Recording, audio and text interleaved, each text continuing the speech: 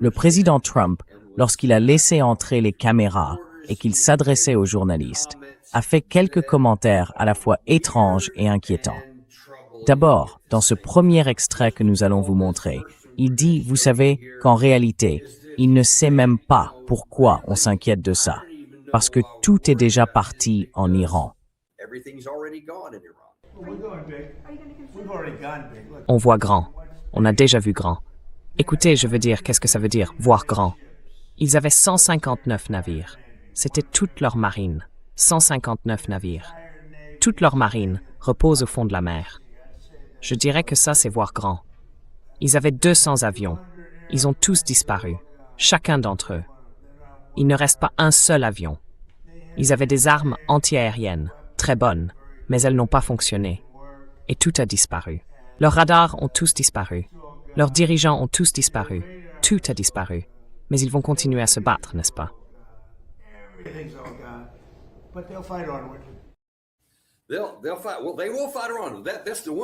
Ils se battront. Oui, ils se battront. L'Iran. C'est la seule chose qu'il a dite, la dernière qui soit correcte. Ils continueront à se battre.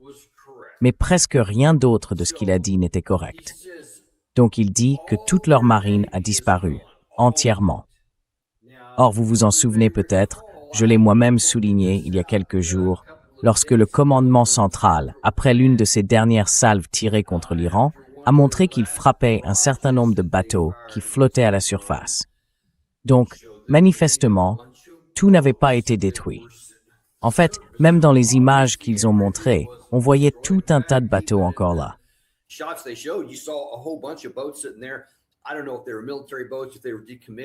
Je ne sais pas si c'était des bateaux militaires, s'ils avaient été désarmés, si c'était des bateaux de pêche. Qui peut vraiment l'affirmer avec certitude à partir de ces images qu'on voit, ces plans très brefs, là. Mais il y avait tout un tas de bateaux, et on n'en a vu qu'un seul être touché. Donc je ne sais pas, ça ne semble pas être vrai. Gary vous a aussi montré au fil des mois ces images où l'on voit tous ces bateaux sous terre, toute une série, encore et encore, bateau après bateau, tout sous terre, etc. Donc évidemment, on a eu... Oui, c'est de celui-là que je parle, juste là.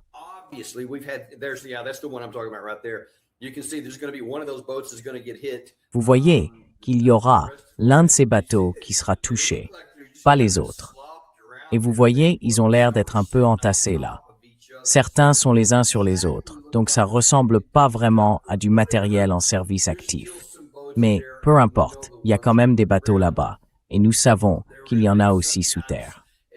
Il y a parfois eu jusqu'à des flottes de 100 de ces bateaux à la fois qui sont sortis dans le détroit d'Ormuz pour montrer leur capacité à contrôler le trafic civil quand elles le veulent, puis elles retournent dans leur grotte protectrice. Donc non, vous n'avez pas détruit ça. Ensuite, la chose suivante qu'il dit, c'est que toute leur force aérienne a disparu.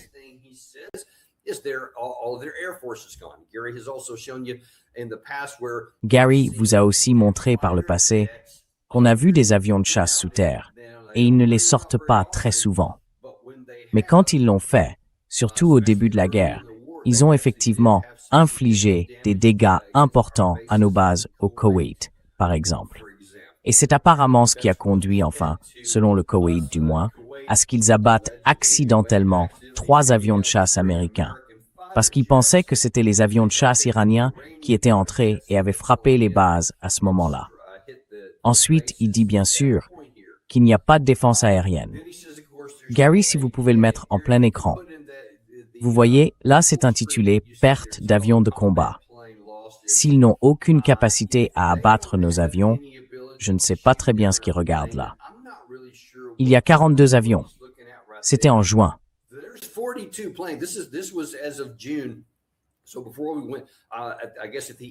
Donc, avant que nous y allions, je suppose que, à la fin de la période où nous nous battions réellement contre ce qui faisait des allers-retours, nous avions perdu 42 avions de combat. C'est l'une des raisons pour lesquelles nous avons accepté le cessez-le-feu, parce que nous en avions besoin. Nous avons donc la suprématie aérienne. Là-dessus, il n'y a aucun doute, parce que nous pouvons encore faire voler beaucoup d'avions ici. Mais ce n'est pas une suprématie aérienne totale, vous savez, au point où eux n'en auraient plus du tout, parce que cela a un coût très élevé. Et je pense que le chiffre est plus élevé maintenant, surtout avec certains de ces MQ-9 Reaper, dont nous avons vraiment besoin et qui coûtent extrêmement cher. Nous n'avons pas tant de plateformes que ça, et nous en avons perdu davantage encore depuis que ce graphique a été établi. Mais au fond, tout n'a pas disparu. Et ce n'est pas qu'il leur reste encore un peu de capacité de combat. Ils ont tout ce dont ils ont besoin. Et bien sûr, leur principal moyen de pression, ce sont leurs villes de missiles, toutes ces installations dispersées un peu partout.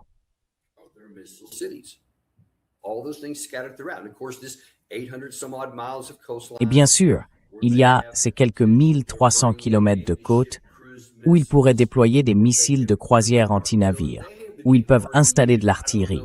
Ils ont à peine utilisé, je ne sais même pas s'ils l'ont déjà utilisé, leur artillerie classique à tube qui peut tirer jusque dans le détroit depuis toute cette côte. Ils ne l'ont pas utilisé.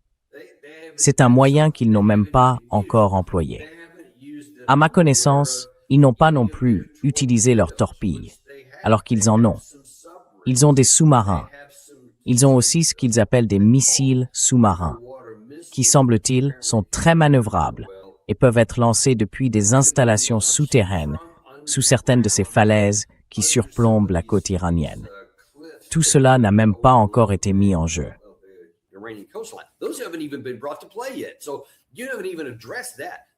Donc, vous n'avez même pas abordé cette question. Mais les éléments dont nous avons connaissance, les villes de missiles, sont évidemment le principal point de contentieux. C'est de là que partent toutes ces frappes contre nos bases, toutes ces frappes contre nos alliés dans la région, et aucune de ces installations, nous ne pouvons les neutraliser. Le président Trump n'en a pas parlé. Mais il a simplement cette image en tête, parce que j'ai vu beaucoup de ces vidéos du commandement central. J'ai vu un tas de bateaux exploser. J'ai vu un tas de camions exploser. Enfin, je ne sais même pas ce que sont certaines des choses qu'on voit sur ces images.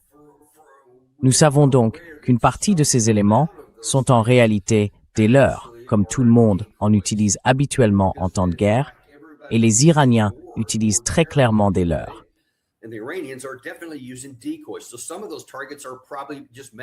Donc certaines de ces cibles sont probablement inventées de toutes pièces. Je veux dire, elles ne sont pas réelles. Elles ne sont pas ce qu'elles semblent être. Certaines le sont peut-être, mais encore une fois, revenons à cette vidéo du commandement central.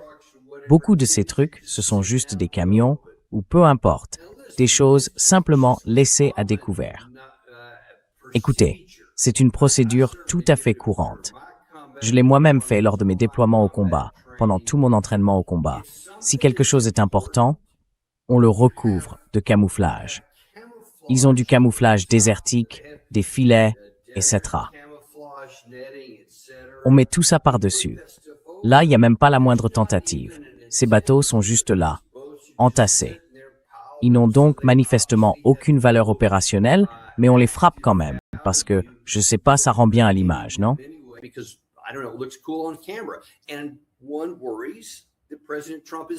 On s'inquiète de voir le président Trump se laisser influencer par ça, croire au message implicite de cette vidéo, qui vise d'ailleurs à tromper les Américains. Nous contrôlons la situation, nous sommes aux commandes, et nous pouvons distribuer la mort quand bon nous semble. Ça a l'air vraiment impressionnant, avec ces avions de chasse qui décollent des porte-avions et tout le reste. On craint aussi que ça agisse sur le président Trump. Et s'il pense, s'il adhère à cette rhétorique selon laquelle, oui, nous sommes tout puissants et eux n'ont rien de tout ça, alors il peut prendre de très mauvaises décisions. Et c'est ce qu'on a vu jusqu'à présent. Passons au deuxième point, parce que nous parlons de diplomatie. Nous parlons d'essayer de parvenir à un accord négocié. Et selon le président Trump, il commence à s'agacer, à s'impatienter, parce qu'ils ne font que parler, puis ils ne tiennent pas parole.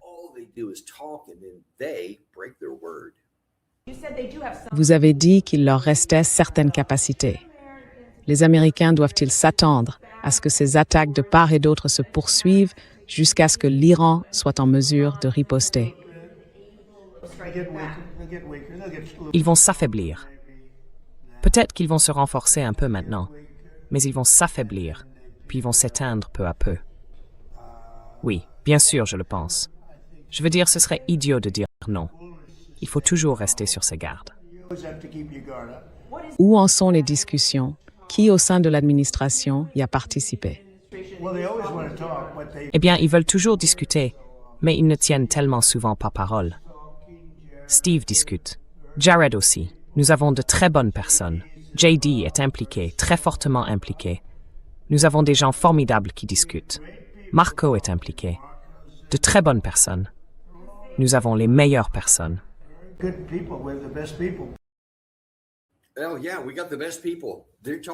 Eh bien oui, on a les meilleures personnes. Ils discutent, mais ils ne tiennent jamais parole. J'imagine que j'allais dire, est-ce que je dois le répéter? Mais oui, je dois le faire, parce que le président a fait cette déclaration. Alors, parce que nous ne nous laissons ni intimider, ni compromettre quand il s'agit de vous dire la vérité, nous allons devoir rétablir les faits. Le président Trump dit qu'ils ne tiennent jamais parole.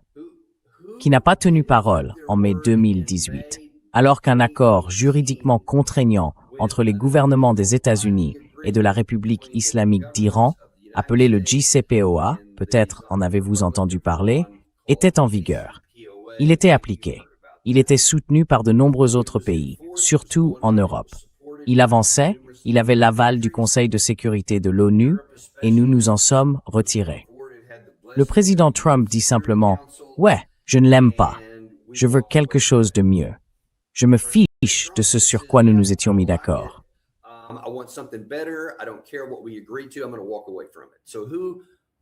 Je vais m'en retirer. Alors, dans ce cas, qui a tenu parole? Qui ne l'a pas fait? Nous avions des inspecteurs internationaux sur le terrain qui disaient que l'Iran tenait largement parole et faisait ce qu'il devait faire. Quand on identifiait un point sur lequel il ne tenait pas parole, l'Iran le corrigeait. C'est un fait. Peu m'importe que les soutiens du président Trump n'aiment pas l'entendre et veuillent croire que ce n'est tout simplement pas vrai. Pourtant, il tenait parole. Nous avons donné notre parole, puis nous nous en sommes retirés. Ensuite, bien sûr, il y a eu la guerre de 2025. Nous en étions, je crois, au 5e cycle de négociations sur le programme d'armes nucléaires, ou du moins sur ce que nous affirmions être un programme d'armes nucléaires. Et puis nous les avons attaqués. Puis en 2026, nous en étions au 3e cycle, en février, et nous les avons attaqués. Et puis, nous avons signé un mémorandum d'accord que nous avons signé.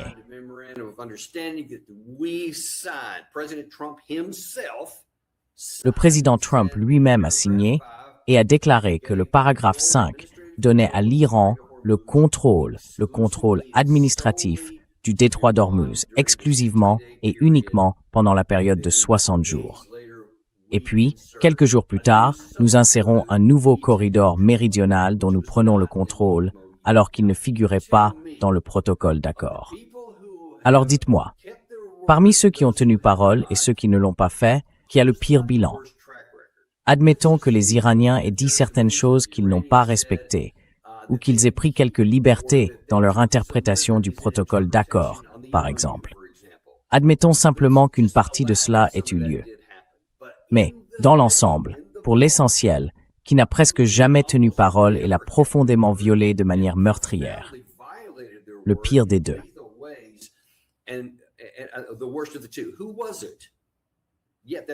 Qui était-ce? Pourtant, c'est ce que le président Trump veut dire. Voilà le problème. Encore une fois, cela fait partie de la guerre de communication, parce que la guerre se déroule sur plusieurs terrains. Bien sûr, elle se joue sur le champ de bataille, elle se joue en première ligne, elle se joue dans les airs, elle se joue au sol, elle se joue en mer, elle se joue sur le terrain diplomatique, elle se joue sur le terrain économique, et elle se joue aussi sur le terrain de la communication. Le problème, ici, c'est que cela arrive tout le temps. C'est normal. Cela fait partie de toutes les guerres. Cela se passe ainsi en permanence. La plupart de ce que les gens voient, c'est ce qui se passe en première ligne. Mais ces choses-là se produisent toujours.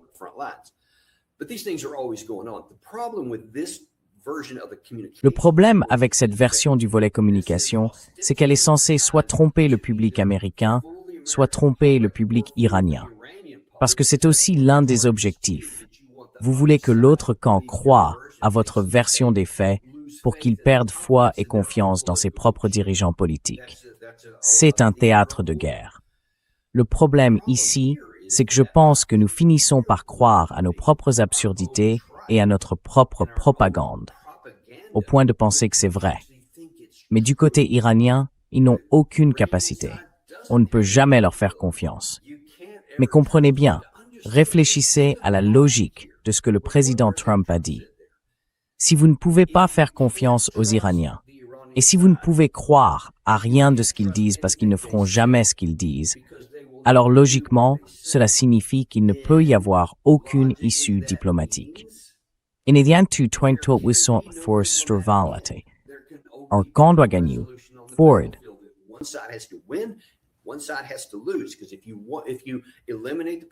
Parce que si vous éliminez toute possibilité de diplomatie et de règlement négocié, alors même qu'une condition indispensable, non négociable, est qu'il doit exister un certain niveau de confiance, l'autre camp doit faire ce à quoi il s'engage. Ils doivent nous faire suffisamment confiance pour signer quoi que ce soit. C'est un gros problème en Iran aujourd'hui. Parce que nombre de leurs dirigeants qui ont fait cela ont été sévèrement critiqués par le peuple iranien, qui leur a dit « Pourquoi leur avez-vous fait confiance sur quoi que ce soit, vu ce bilan que je viens de mentionner, même pour signer le protocole d'accord ?» Eh bien, ils l'ont fait. Et maintenant, ils n'ont rien obtenu. Donc, ils sont en mauvaise posture sur le plan intérieur, et la pression est bien plus forte pour ne pas parvenir à un règlement négocié. Et c'est la même chose chez nous.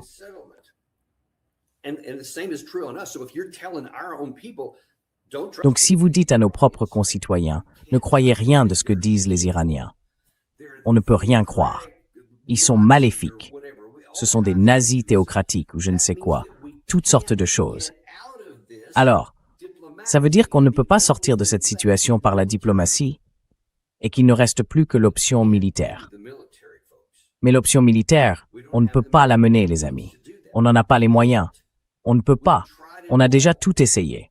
Et maintenant, ce que vous voyez ici, avec le général Grankowicz, et les nouvelles informations qui ont fuité, qui s'ajoutent à tout ce qui sort déjà sur l'absence de missiles de croisière à longue portée Tomahawk et JASSM, des attaques MS, des HIMARS, nous sommes aussi à court de toutes ces munitions de précision.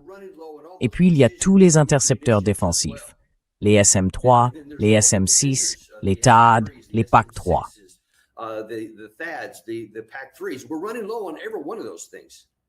Nous sommes à court de chacune de ces choses. Et c'est une chose d'être à court de quelque chose. Mais si c'est utilisé avec discernement ou correctement, cela peut au final influencer une issue. Alors on peut se dire, peut-être que je vais prendre un risque ici. Peut-être que ça vaut le coup d'entamer ces stocks si cela peut me permettre d'atteindre un objectif militaire. Mais ce n'est pas le cas. Donc il n'y a aucun risque à prendre. C'est simplement de la démilitarisation et c'est contre-productif parce que nous réduisons peu à peu notre capacité à nous défendre contre les missiles entrants qui est déjà bien plus limitée que beaucoup ne le reconnaissent. Et nous nous débarrassons de notre capacité offensive, de sorte que nous n'avons pas ces munitions de précision à plus longue portée à utiliser contre un éventuel futur adversaire. Si nous nous retrouvons dans une guerre imprévue qui nous est imposée.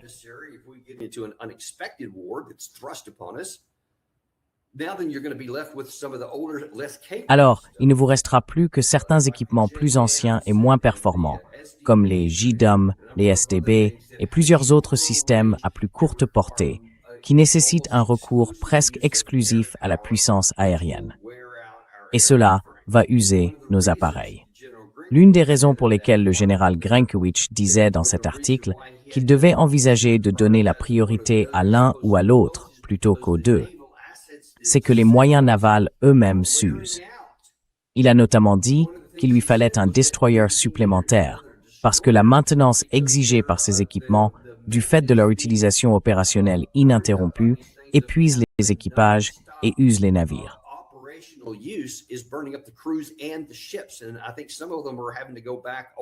Et je pense que certains doivent déjà rentrer pour des opérations de maintenance non prévues, parce qu'ils s'usent tout simplement. Donc maintenant, non seulement nous commençons à manquer de missiles, mais nous commençons aussi à manquer de vecteurs de missiles, en l'occurrence les destroyers. Tout cela montre que nos capacités en matière de sécurité nationale ne cessent de diminuer, devenant de plus en plus faibles. Et pourtant, le président Trump n'en a toujours pas conscience. Et puis, il y en a encore un que je veux vous montrer ici. Mais il dit, vous savez quoi? Je sais que nous ne l'avons pas eu jusqu'ici, mais nous allons continuer d'essayer. Et quelque chose arrivera probablement bientôt.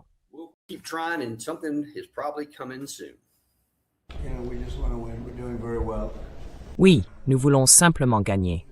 Nous nous en sortons très bien. Oui, nous essayons d'être gentils, aussi gentils qu'on peut l'être dans une situation comme celle-là. Mais vous savez, ils sont en train d'être décimés. Ils n'ont plus de marine. Ils n'ont plus d'armée de l'air. Ils n'ont plus de défense antiaérienne. Ça ne veut pas dire qu'ils n'ont aucune capacité. Ils en ont encore un peu, mais très peu. Nous voulons simplement gagner. Nous allons les frapper très durement. Et vous savez, à un moment donné, ils vont dire « Nous n'en pouvons tout simplement plus ».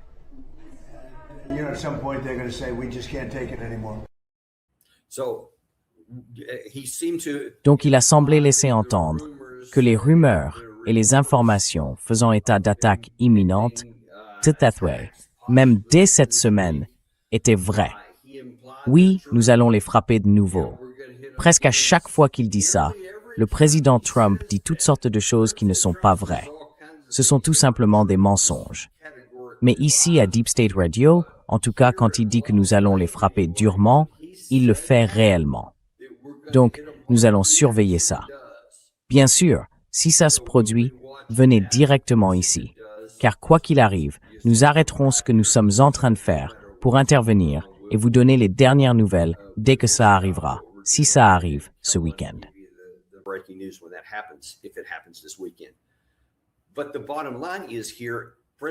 Mais le fond du problème, c'est que le président Trump se dit « Oui, je vais simplement les frapper encore une fois », sans aucune idée de ce que cela provoquerait. Avec toutes les mesures que nous avons prises depuis le 28 février de cette année jusqu'à aujourd'hui, rien n'a marché. Le détroit reste fermé. Le détroit reste sous le contrôle de la partie iranienne. Et tout ce que nous avons fait sur le plan financier, militaire, avec des frappes offensives, des expulsions, la diplomatie, les communications, tout ce que nous avons essayé a échoué. Everything we have tried, all of it has failed.